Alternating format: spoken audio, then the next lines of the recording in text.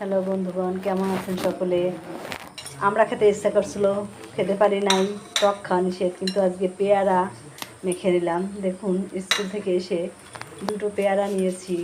পেয়ারাগুলোকে এভাবে ছুরি দিয়ে মাঝে ভালো করে ছোটো ছোটো করে কেটে মরিচ দিয়ে, কাসুন্দ দিয়ে আর লবণ দিয়ে ভালো করে একটু ঝেঁকে সুন্দর করে মেখে নেব।